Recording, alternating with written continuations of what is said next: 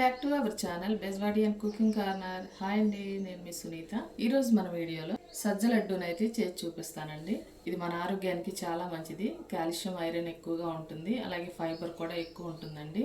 చిన్నపిల్లలకి, పెద్దవాళ్ళకి ఎవరికైనా కానీ ఈ లడ్డు చాలా బలమండి. మా ఇంట్లో నేను ఎలా ప్రిపేర్ చేసుకుంటానో ఆ విధానాన్ని చూపిస్తాను.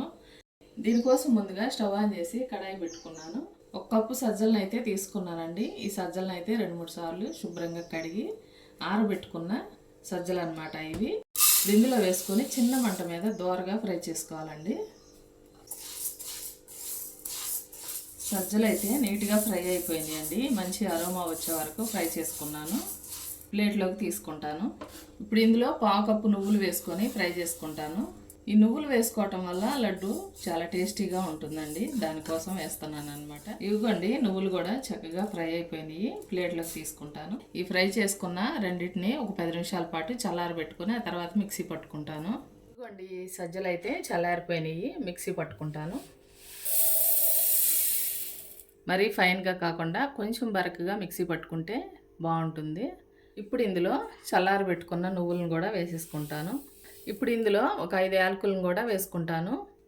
ఇప్పుడు ఇదే కప్పుతో 3/4 కప్పు బెల్లాన్ని వేసుకుంటున్నాను. ఇంకా మీకు ఎక్కువ కావాలంటే కనుక ఫుల్గా కప్పు వేసుకోవచ్చు.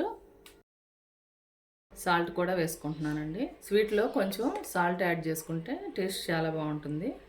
మొత్తం కలిపి ఈ విధంగా మిక్సీ పట్టుకున్నాను. ఇప్పుడు ఇందులో 1/2 కప్పు వరకు కరిగించిన నెయ్యి వేసుకున్నాను. ముందుగానే ఫ్రై చేసి పెట్టుకున్న కొన్ని జీడిపప్పులు కూడా వేసుకుంటున్నాను. ఒకసారి మంచిగా కలిపేసుకోవాలి. ఇప్పుడైతే లడ్డు చుట్టేసుకుంటానండి.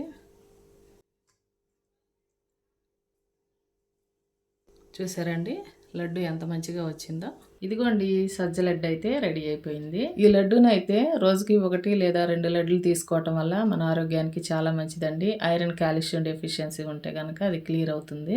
ఈ హెల్తీ సజ్జ లడ్డుని అయితే తప్పకుండా మీ ఇంట్లో మీరు ట్రై చేసి ఎలా వచ్చిందో కామెంట్ చేయండి. అలాగే వీడియో నచ్చినట్లయితే ప్లీజ్ ఒక లైక్ చేసి సపోర్ట్ చేయండి. థ్యాంక్ యూ అండి.